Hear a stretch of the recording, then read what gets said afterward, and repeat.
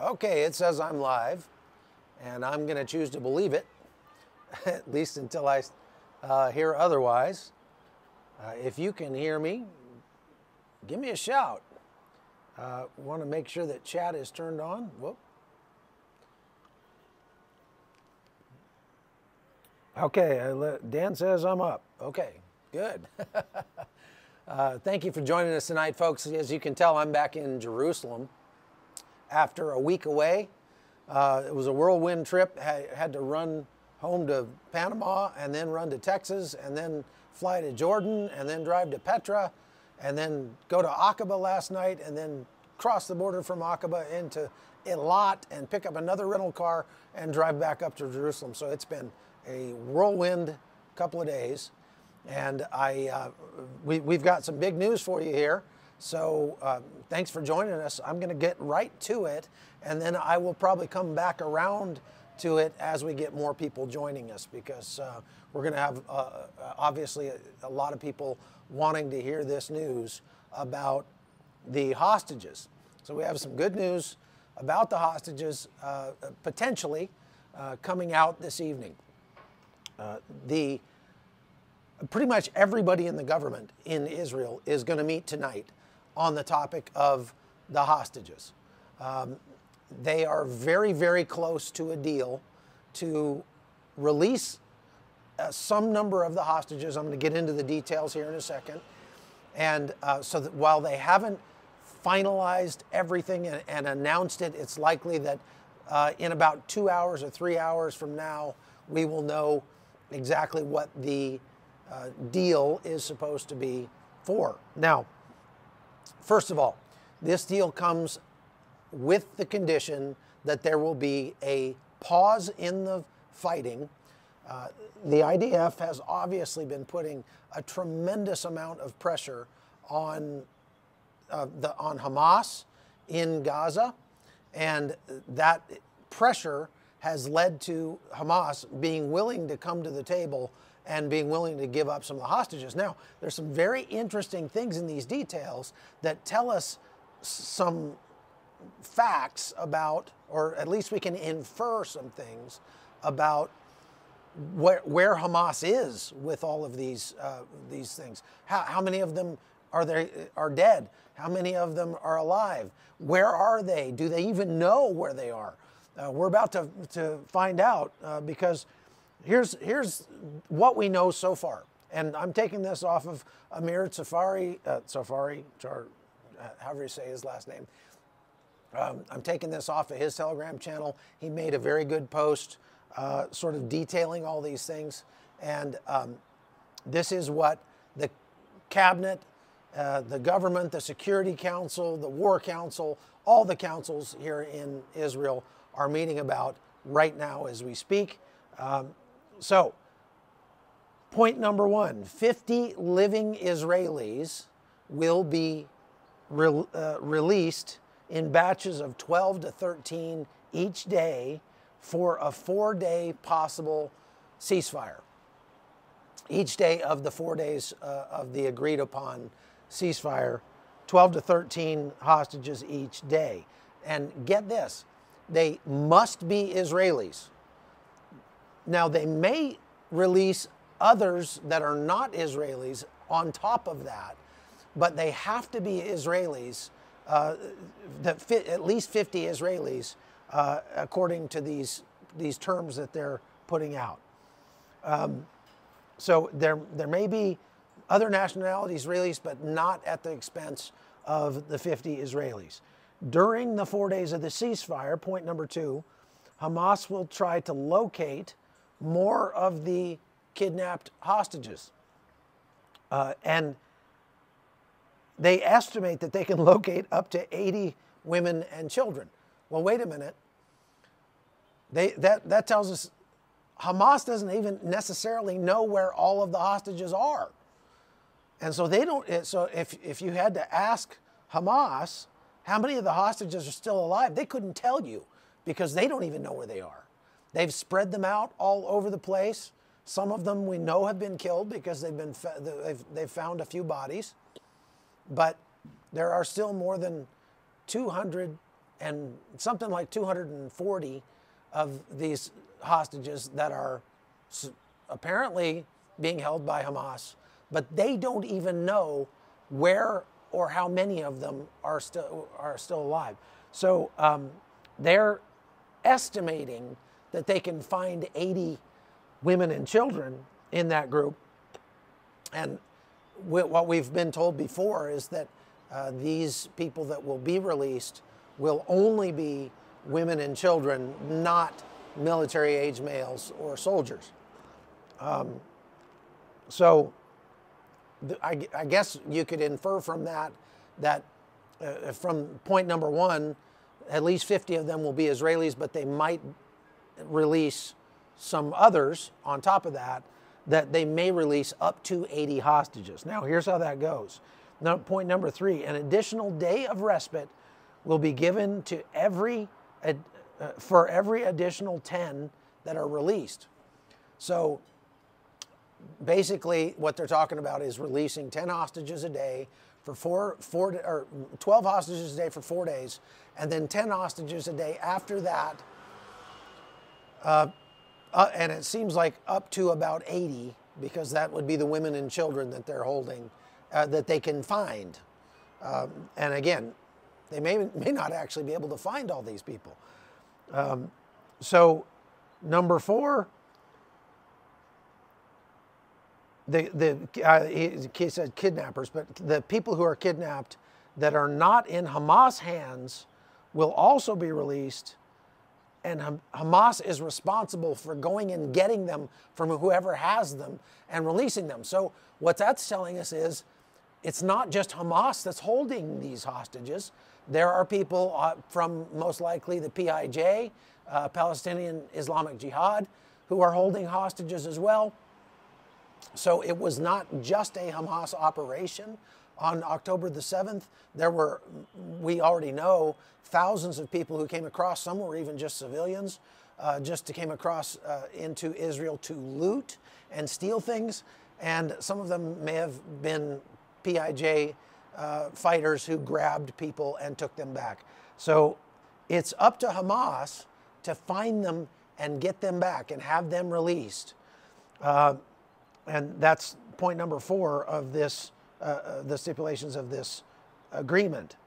Point number five, murderers will not be released from Israeli prisons. So part of the deal that has been talked about already is that for every hostage released by Hamas, there would be a corresponding number of hostages, Palestinian hostages, not hostages, prisoners, that Israel is holding in prisons here for ostensibly for committing crimes that will be released back into Gaza. And Israel is saying, we will release certain prisoners that we have, but none of them will be murderers. Anybody who has murdered an Israeli will not be released. Now, I've also been reading that Israel has up to 300 Hamas fighters that they've captured on or since October 7th that are still alive. Many of them were wounded, were treated in Israeli hospitals, and are in Israeli prisons. Those guys are not getting released.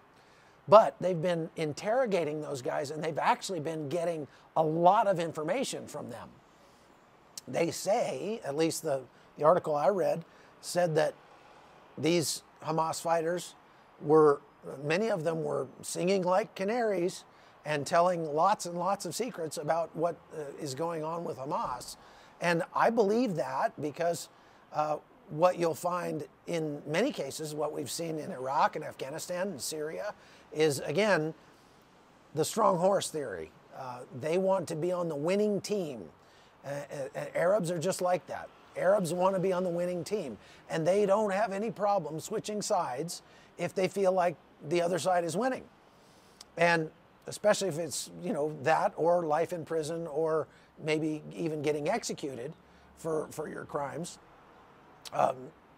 These guys are likely, and not only that, but think about it. It's a lot like, say, the gangs that you see in inner cities of the United States. a lot of these kids, they just join gangs because they don't have anything else to do. They're surrounded by it. They are completely immersed in the gang culture, and it's just what you do where they live. They don't have a dad to keep them out of it and to slap some sense into them, so they join gangs because that's what you do. Well, it's very likely that a lot of these fighters that were captured are guys that are telling, at least, you know, under interrogation, they're saying, look, I didn't want to join Hamas, but they didn't give me much of a choice, and there wasn't anything else to do, so I joined Hamas. So I'm very happy to not be part of Hamas, especially now that Hamas is getting their heads handed to them in Gaza. You know, I'd like to keep my head on my shoulders for a while, and so I'll tell you what you want to know. Well, I imagine that is part of the case, okay? All right, let's move on. I'm going to get a drink here in just a second.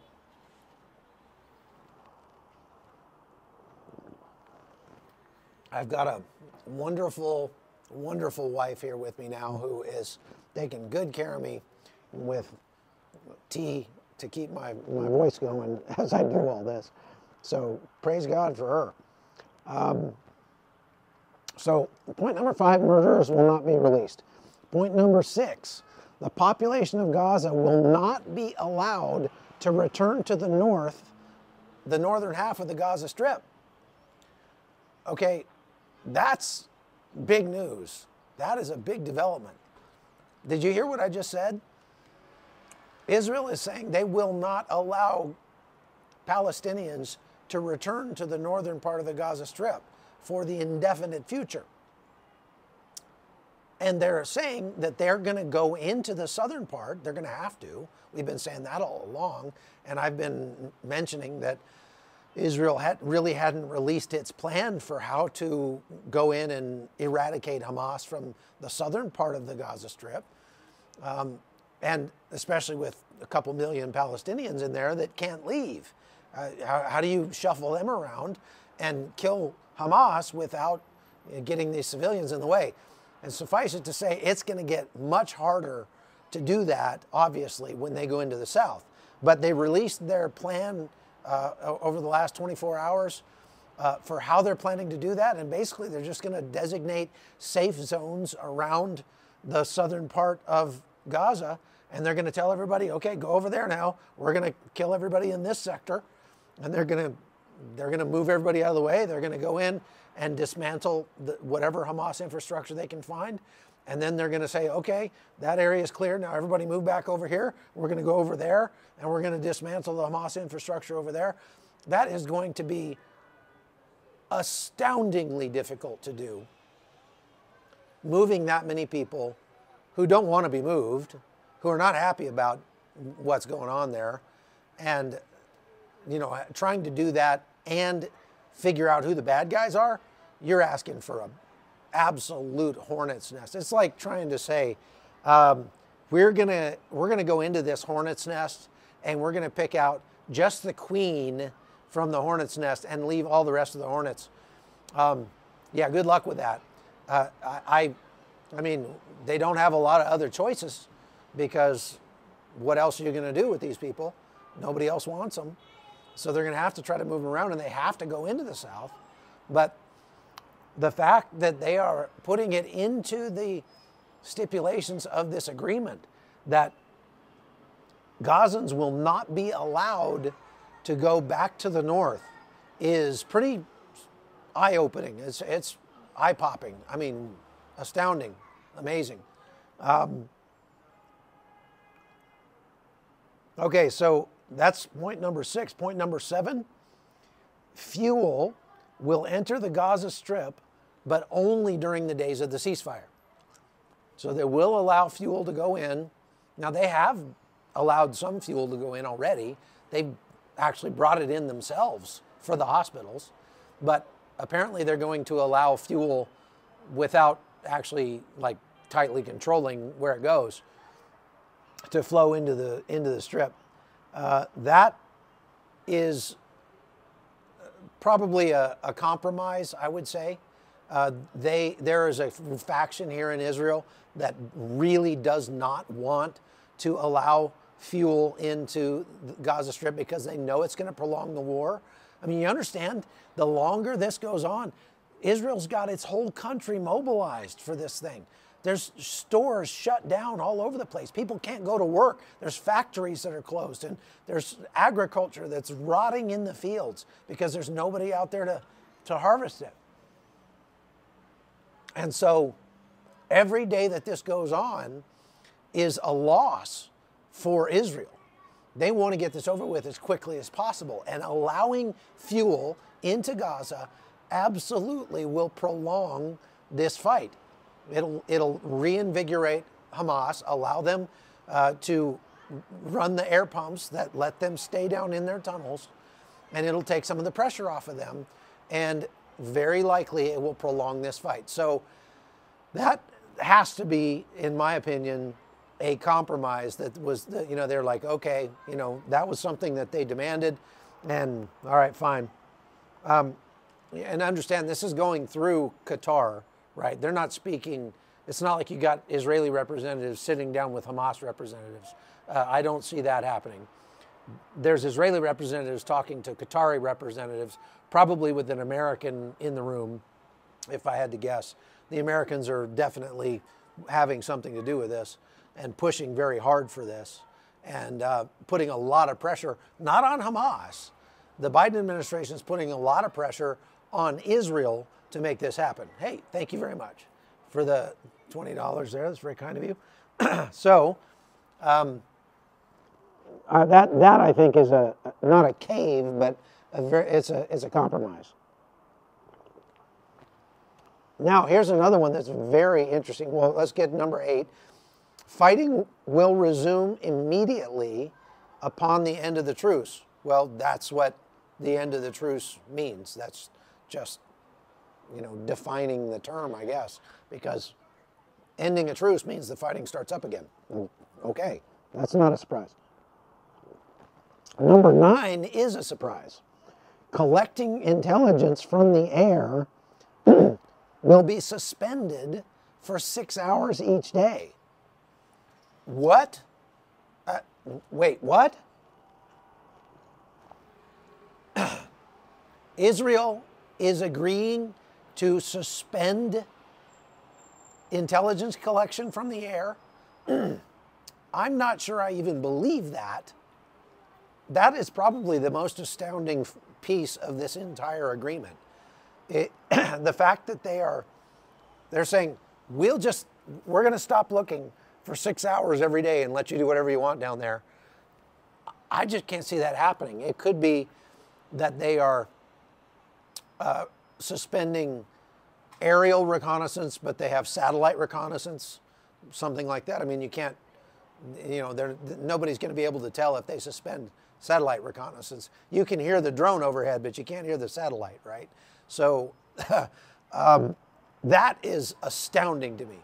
It doesn't make any sense, but it obviously was something that Hamas was insisting on because there's no way the Israelis would have volunteered that one.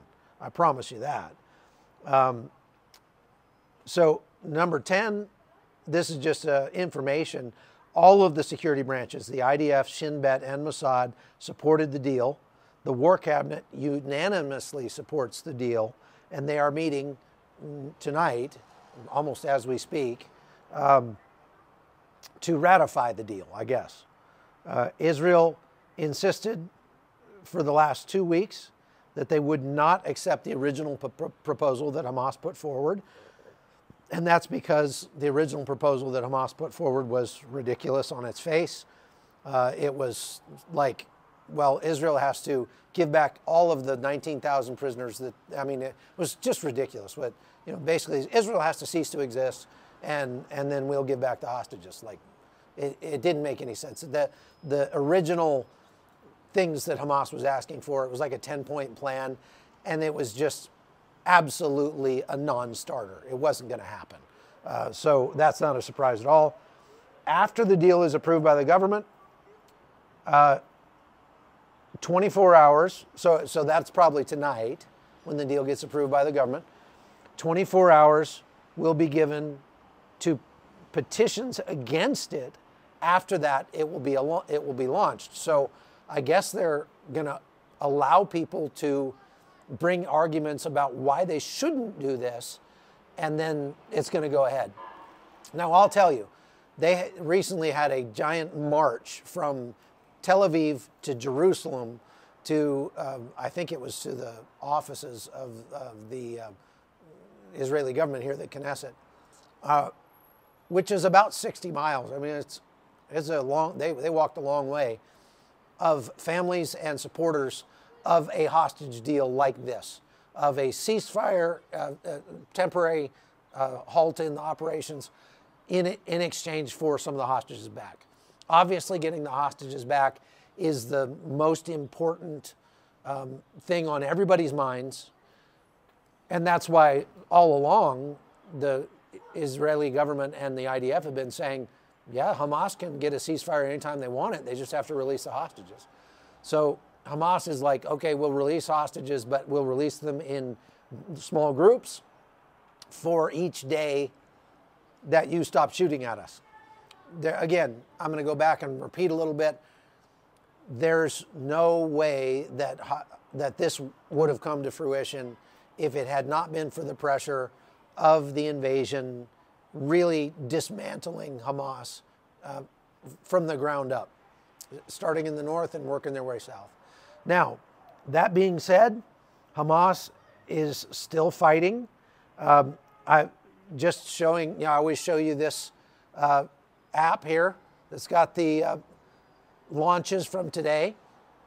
There were some fairly sizable launches at Tel Aviv, and this is all coming out of Gaza. The majority of the launches I saw today, however, were from the north, from Hezbollah.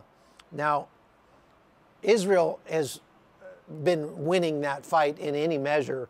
Hezbollah has been ramping up their attacks from the north, but every time they do, Israel just hammers them up there, and they've killed probably over 100 Hezbollah fighters at this point that they know of, and probably more that they don't know of. And they hit a bunch of Hezbollah positions again today. So Hezbollah is taking outsized losses for the gains that they're making, which are really, really small in the north. The majority of the rockets and mortars and missiles and things that they're firing from the north or from Lebanon are falling in unpopulated areas, or they're being shot down by the Iron Dome system. And usually right after they fire them, the team that fired them gets smoked by a drone or a fighter jet or artillery or a tank or something on the Israeli side. So they are trying their best. Hezbollah is trying their best to put pressure on the Israelis from the north, but the Israelis are handily dealing with the threat from Hezbollah up there. And while there are still more than 60,000 people that have been displaced from the northern border, and they're not making progress in terms of stopping the rocket attacks coming across, so far they have not been overwhelmed by them. There have been some that landed in, built up areas. I was up there when one landed in Kiryat Shimona, and right in downtown. But they're not really materially affecting the outcome of this conflict in the south. They're just trying to show some support. Now, they're most likely, the Hezbollah is most likely under a tremendous amount of pressure from from Iran to step up the attacks. And we see that, I believe that, because we're seeing all of the proxies that Iran supports pushing to try to ramp up the pressure on Israel. Yemen is desperately trying to be relevant in this fight. And I have to make a correction. Yesterday, I was talking about the fact that Yemen took over a ship, a cargo ship, I believe out in the Red Sea, because it said it was an Israeli ship. And I said it was probably an Israeli flagged ship, but it was not an Israeli ship. As it turns out, it's not even an Israeli flagship. And many of you, thank you for sending correcting me on that. It's a Bahamian flagged ship. It didn't have any Israelis on the ship. It may be owned in some small part by an Israeli or two, but I mean, it'd be like saying we're going to take over Citibank because they have some shareholders that are Israeli. I mean, you know, it's just kind of ridiculous. And Yemen is holding these poor, you know, Bangladeshis and, you know, sailors that have nothing to do with this conflict. They're holding this cargo ship that has nothing to do with this conflict and just making up some reason to hold it so that they can say that they're striking a blow against Israel. And Israel's like, what? Like, yeah, we don't really care. Israel said, look, this is a shame. This is, you know, dumb. You shouldn't be doing this. But I can't see Israel launching an all-out attack on Yemen because they took a cargo ship that really has very, very sketchy ties to Israel in any way, shape, or form. So Yemen is also, you know, they've been firing drones and rockets and missiles and stuff at Israel. As far as I know, none of the ones that they have fired have actually struck Israel. One of them struck Egypt, and one drone which struck Eilat, struck a school in Eilat. Yemen took credit for it, but when they did an investigation, the Israelis found out it was actually fired by like a militia in Iraq. And so Yemen wants so badly to say that they're hurting Israel. They're even taking credit for explosions that they didn't cause in Israel. It's just absolutely comical. Those guys down there are they're a goat rodeo in Yemen. I mean, it's like, come on, guys, just give it up already, right? Israel is like, we don't even need to respond to those guys. They're just like a little annoying mosquito. Like, go away. The United States, though, has been continuing to receive attacks on our bases in Iraq and Syria. Today we had a base, an al-Assad base, which is kind of in the central part of Iraq. It was struck, and 10 U.S. troops were wounded in that attack. And now we'll see what kind of response we get. The response has been really, in my opinion, very lackluster from the United States. They bluster, and you know, Lloyd Austin stands up there and says, "Don't do it again. You better not do it." And then, you know, we blow up an empty warehouse or something. We have not gone hard against the IGRC. I'm sorry, the IRGC. The Iranian Revolutionary Guard Corps they did snap military drills today and yesterday that were apparently unplanned, which is perhaps some sort of an attempt at a show of force. But they don't have an expeditionary army. Their army is not going to go marching into Israel across Iraq or something like that. Just, they don't have the capability to do that. They have a very large army. They have the largest army in the region, over 500,000 people. The Iranian army is actually larger than the United States Army when it comes in terms of active duty troops by a small amount, but they're relatively poorly equipped, poorly trained, poorly motivated, poorly paid, and poorly led, and lots of corruption over there. So, you know, the size of their military is really not much of a factor when it comes to the threat that they pose. And they sort of understand, I believe, Iran understands that getting directly involved in this war would be far too costly for them and their economy. And so they're not going to do that, but they are putting pressure on their proxies in the region, which is Hamas, Hezbollah, the Palestinian Islamic Jihad, the Shiite militias in Iraq, and the Houthis in Yemen. They're putting pressure on all those guys to ramp up the attacks and try to, you know, really take it to Israel. And so far, Israel is handling it with aplomb, I would say.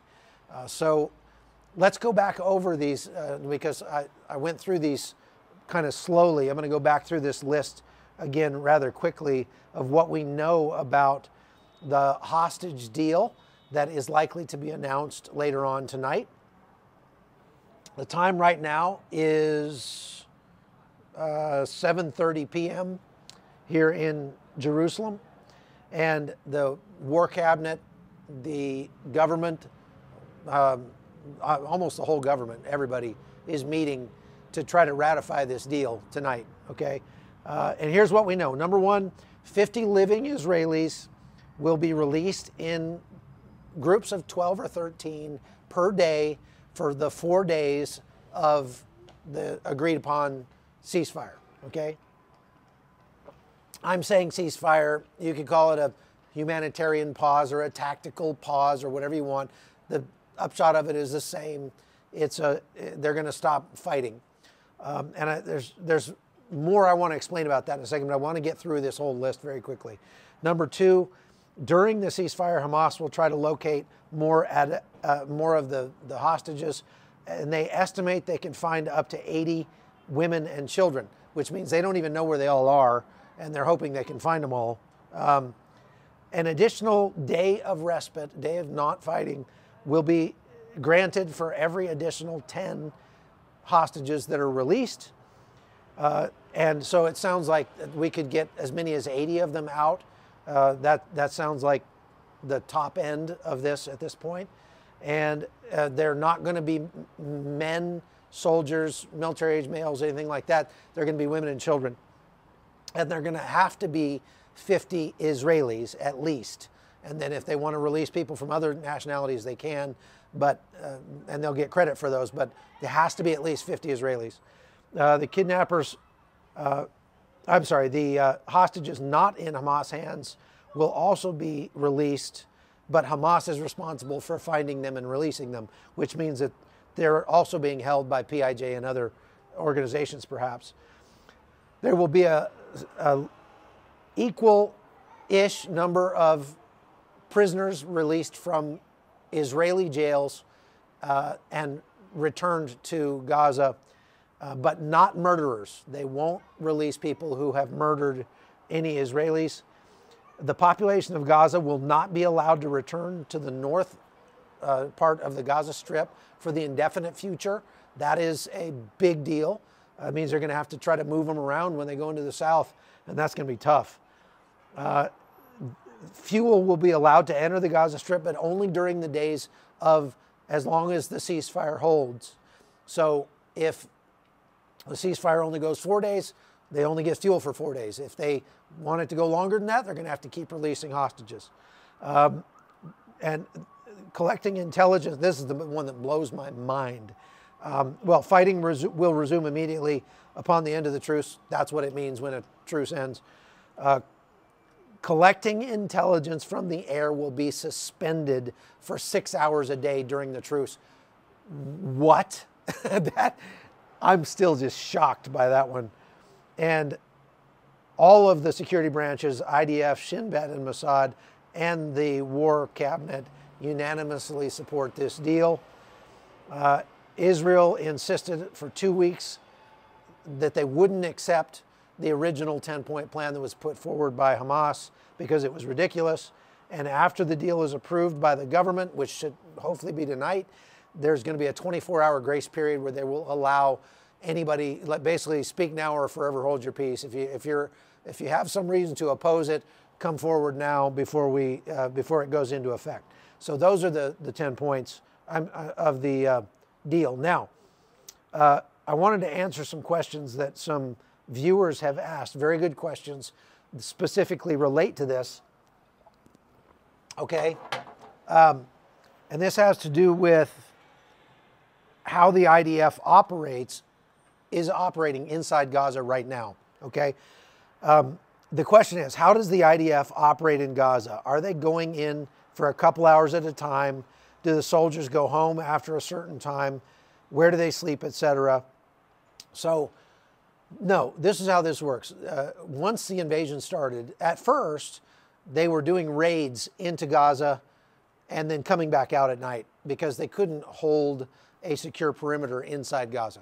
Once the actual invasion started, they went into Gaza and they have stayed there. Now, I've been a soldier. I was a soldier a long time ago. I was an infantryman. I can tell you it is miserable because what happens is when the end of the mission comes, mission day, you snatch a few hours of sleep and then you're right back at it on another mission. We are typically in the United States military, we are gathering intelligence from every mission that we do. So every time you knock over an objective, you're getting what they call SSI, sensitive site intelligence, off of that objective, which is cell phones, computers, written materials, anything you can find that will give you clues as to what the enemy is doing or where he is or what he's planning. And that gets processed through the intel branch, and then that gives you your marching orders for your next mission. Sometimes the operational tempo goes so fast that you're doing multiple missions every day, which means train up, prepare, go, hit the thing, do the SSI, and try to get a little bit of rest, clean up, rearm, refit, go right back out, do it again, do it again, do it again. These guys are pushing hard into Gaza. And again, like I've said over and over, this kind of combat is the most stressful, dangerous kind of combat there is. Urban combat is very, very hard and very, very dangerous. So we need to be praying for these guys for sure. But when night comes, they're probably out doing missions at night, but let's say that they rotate and they've got some downtime. They are staying either in their tracks or under their tracks or in a shelter or something like that. And what they do is they secure a perimeter, and then when I was in, we just lay down on the ground. It's not like you have a tent. It's not like you have a sleeping bag. You just lay down on the ground and you just try to get some sleep. It is miserable, miserable stuff. These guys are sleeping obviously in a hole or in a armored vehicle, trying to stay warm and trying to stay safe in case a missile or a mortar or a grenade or something comes in. And so, you're sleeping in the mud when it rains. You're sleeping in the dust when it's dry. You're eating just whenever you get a chance. And they are rotating people out of there, especially among the special operations guys who have the highest operational tempo, because they will get burned out very, very quickly. And they have the benefit of home being literally right here. So Israel's so small, they can let those guys go home and they will, just say, hey, take 24, 48 hours off and then come right back to it. And they don't have to put them on it's not like Afghanistan where you'd have to put them on an airplane and fly them all the way back to the States or anything like that. They just get in a car and in a couple hours they're back with their families. And so my friend Duran Kedar got some time off in the last week and was able to go home, see his family, and then go right back to the war. That is pretty rare. I mean, normally the war is not right there like that, but that is what those guys are doing. So when they go in, they are staying in there, and they are eating and sleeping and everything inside there. Dan Crutchfield sends a message, a couple questions. What's the feeling on the ground in Israel about this deal? Are Israelis happy or mad? The answer is yes. Israelis are happy and mad. And that's a uniquely Israeli trait that I've learned since I've been here. Obviously, the Israelis desperately want their hostages back, and especially those who have loved ones that are being held hostage. So those people have been marching on the government, holding vigils, holding protests, and demanding that they acquiesce to a ceasefire of some sort in exchange for some of the hostages, because they don't care about anything else. They just want to get the hostages back. The rest of the country is, and many people in the country are saying, yes, but we want the hostages back, but not at the expense of strengthening Hamas's position. not at the expense of, justifying Hamas or giving Hamas a respite, taking the pressure off of them in a way that's going to prolong the suffering for everybody. So I've been saying this since day one, that the minute you take your foot off the gas in Gaza, you give Hamas the chance to rearm, refit, regroup, rest, get some sleep, and come back and fight you some more. So in the long run, every day of respite is going to prolong this ultimate fight that much longer. And it might sound cold, it might sound callous, it might sound cruel, but that is the reality of war. And so my question is, what do you think? What would you do? And give me in the comments, because I like to go through and read the comments after this is over and just see what you guys are thinking about this. Tell me what you would do if you were the president of Israel and it was up to you to decide, do I give Hamas a 5-day break and let them rearm, refit, and rest so that they can kill more IDF soldiers and they can, prolong the misery and continue, make it that much longer, 5 days longer for the hostages that don't get released? Or do I keep my foot on the gas and run the risk of the hostages getting killed in the process, hostages not getting released, even dying in the process? And would you be willing to sacrifice some of the hostages to get this whole thing over with and wipe out Hamas sooner so that they never have to face this again? And that is a very, very hard question. Because if you have any shred of humanity, obviously you want to do what you can. If you have 50 hostages, that's a big, get right there. But man, that's a hard compromise to make when you know that it's going to end up in more dead Israeli soldiers, most likely, and even it could end up in, prolonging the misery for many of the hostages that are left. So from what I'm seeing on the comments here, it looks like most people are in agreement that we should not have a pause. And I would only say to you, I don't disagree with you on that. I don't disagree with you. But then again, neither you nor I have a loved one who is being held hostage. And so I can see the other side of the equation. I can understand if you're a family member and you have a chance of getting your little kid back, I'd be like, I don't care how long you draw it out. If you get a chance of getting my 3-year-old back, of getting my grandmother back, give them a pause. Give them a ceasefire. I can see that. But man, I would not want to be the government official that has to make that decision, because that is tough. That's really hard. Okay? So the other question he had was, does this ceasefire affect only Gaza? Does it extend to Lebanon and the West Bank? Israel is not negotiating at all with anybody in the West Bank or in Lebanon. So there's no official fighting, to be perfectly technical about it. There's no official war going on between Lebanon and Israel, because Lebanon is more than Hezbollah. There's this militant group that happens to be a political party in Lebanon that has lots and lots of rockets that they got from Israel, from Iran, that is getting pressured by Iran to do something. So they're, shooting rockets across the border every day to try to keep Israeli troops busy there so they can't go south and finish the fight against Gaza that much faster. But there is no official hostilities between Lebanon and Israel. So no, there's no talks going on. The only talks are the brinksmanship that you're seeing between Israeli leadership, who is saying publicly, knowing that Hezbollah is listening, and Hamas also has people in Lebanon, is saying, we will bomb you back to the Stone Age. So you just keep it up. We will bomb you back to the Stone Age. That's literally what they've been saying.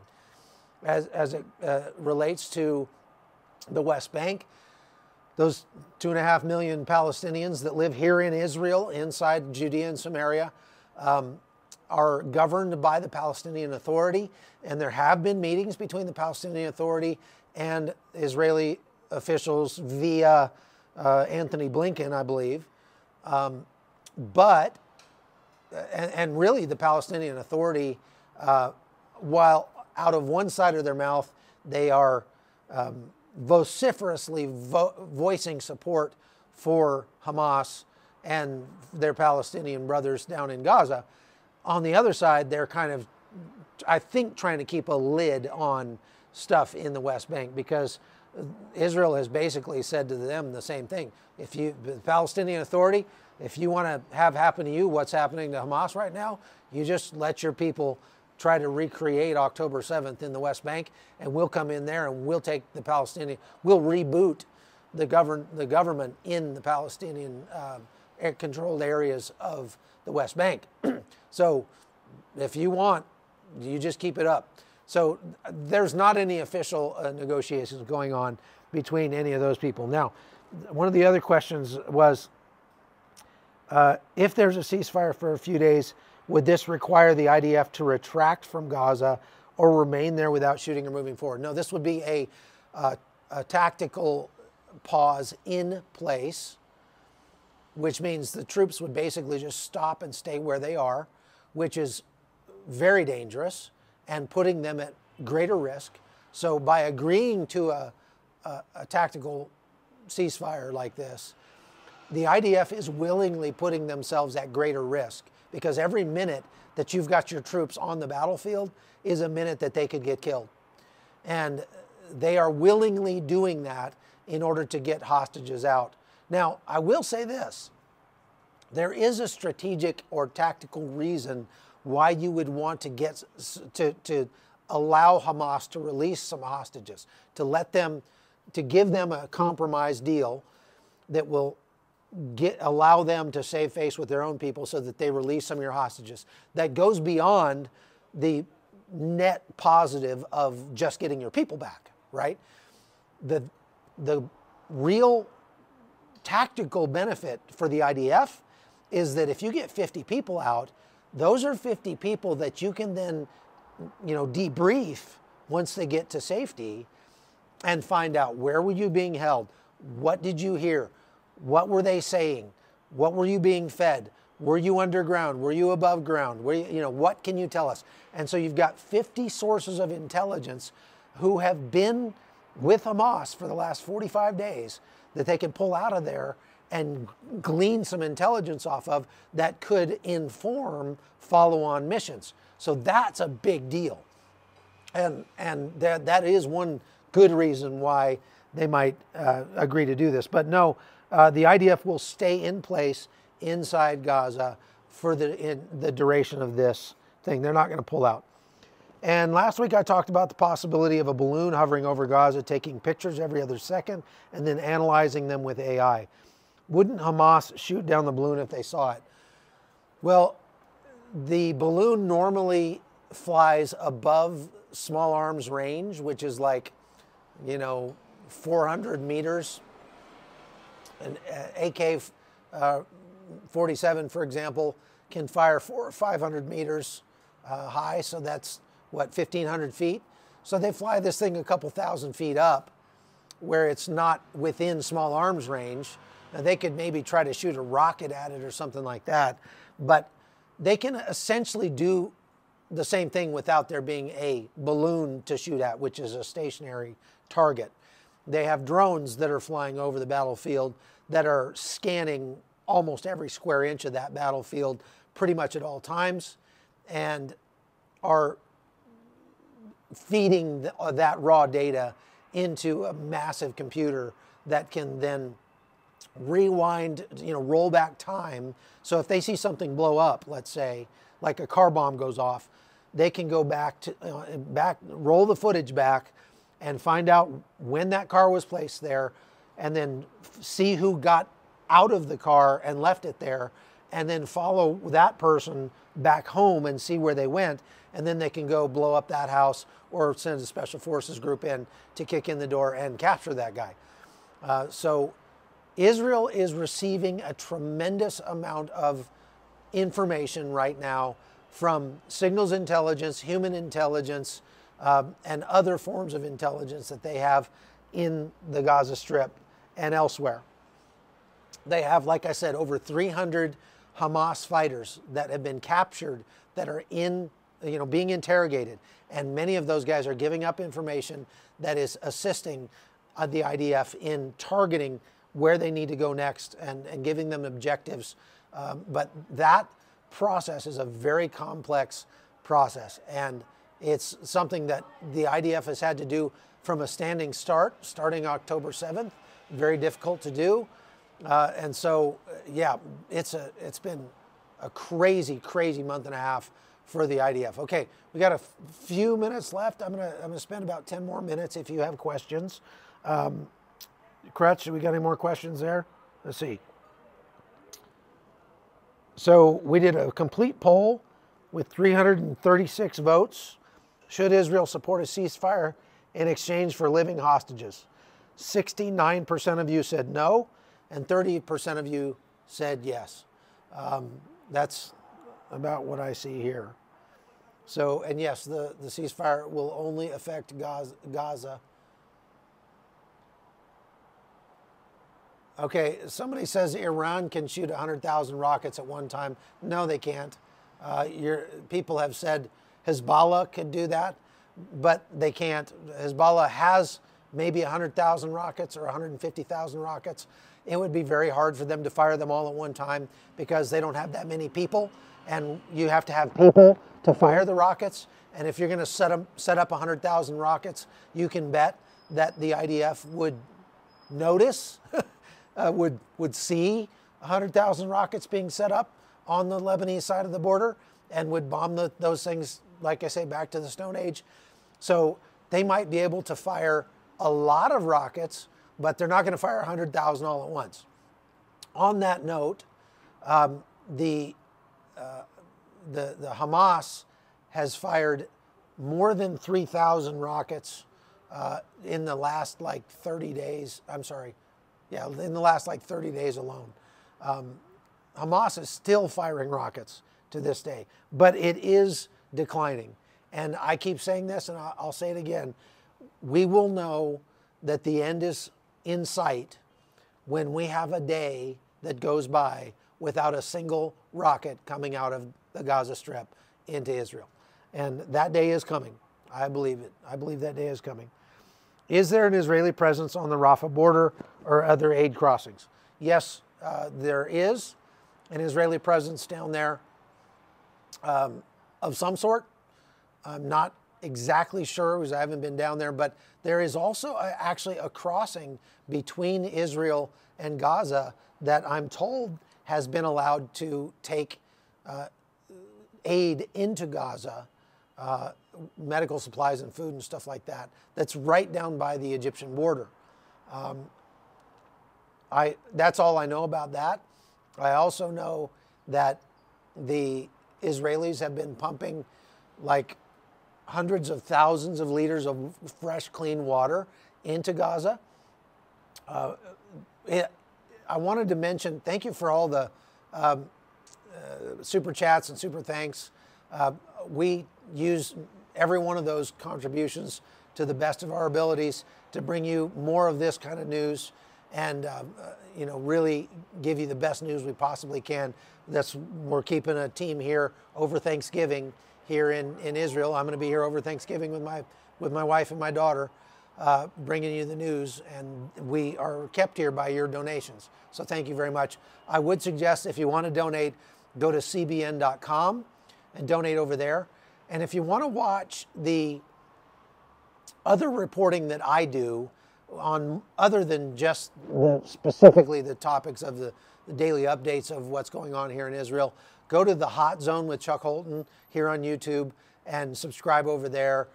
Yesterday we went to the Rose Red City of Petra in Jordan across the border. And I tell you what, I've been there once before and it is absolutely unbelievable. I was there because I was flying back from the United States. I flew into Jordan because it was cheaper and faster, easier routing.